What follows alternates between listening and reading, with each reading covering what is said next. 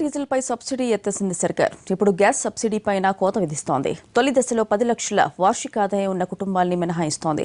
భవిష్యత్తులో దీన్ని సామాన్యులకు వర్తింపచేస్తుందేమోనని సందేహం సామాన్యుల్లో వ్యక్తమవుతోంది. ప్రపంచ విపణిలో ముడి చమురు ధర దిగి వస్తుంటే ప్రభుత్వాలు మాత్రం పన్నుల మోత మోయించడం విడ్డూరం.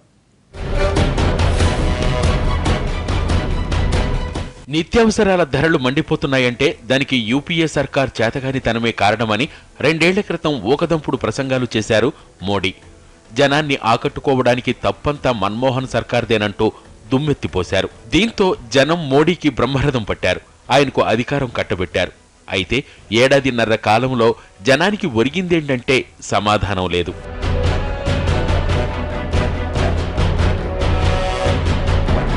యూపీఏ ప్రభుత్వ హయాంలో ముడి చమురు ధరలు ఆకాశాన్నంటాయి. ఒకానొక దశలో బ్యారెల్ $120 దరిదాపులకు వెళ్లింది. దీంతో హైదరాబాదులో లీటరు పెట్రోల్ ధర ₹80 దాటింది. కానీ మోడీ అధికారం చేపట్టాక సీన్ మారిపోయింది. చమురు ధర పతనం మొదలైంది.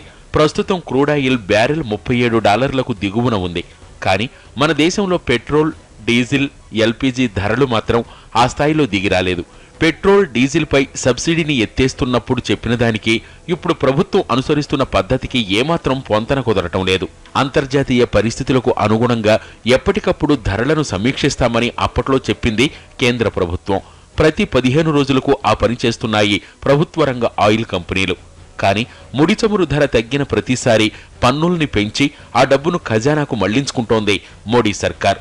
పెట్రోల్, డీజిల్ పై సబ్సిడీ మినహాయించి ప్రభుత్వం ఇప్పుడు గ్యాస్ పై దృష్టి సారించింది. ఇప్పటికే గ్యాస్ సిలిండర్లపై కోటా విధించింది. సబ్సిడీని ఏడాదికి 12 సిలిండర్లకు పరిమితం చేసింది. సబ్సిడీ మొత్తాన్ని కూడా నేరుగా బ్యాంకు ఖాతాల్లోనే జమ చేస్తోంది. ఏడాదిలో వాడే సిలిండర్లు 12కు మించితే మార్కెట్ ధర చెల్లించాల్సిందే. 14 కిలోల సబ్సిడీ సిలిండర్ ధర ప్రస్తుతం $417 ఉంటే రాయితీ లేని సిలిండర్కు $606 వసూలు చేస్తున్నాయి ప్రభుత్వ రంగ చమురు కంపెనీలు.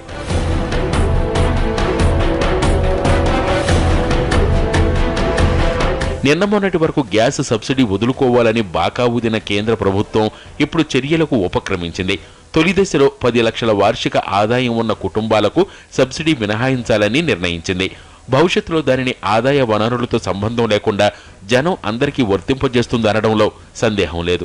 మొత్తానికి మోడీ సర్కార్ తీరుపై భగ్గుమంటున్నారు జనం. ఓవైపు నిత్యావసరాల ధరలు మండిపోతున్నాయి. మరోవైపు వాటి ధరలను ప్రభావితం చేసే పెట్రోల్, డీజిల్ వంటి ఇంధనాల ధరలను తగ్గించే అవకాశం ఉన్నా ఆ దిశగా సర్కార్ చర్యలు తీసుకోవటం లేదు. దీనిపై విస్మయం వ్యక్తమవుతోంది. మోడీ అధికారంలోకి వచ్చాక తమకు ఒరిగిందేమీ లేదని వాపోతున్నాడు సగటు జీవి.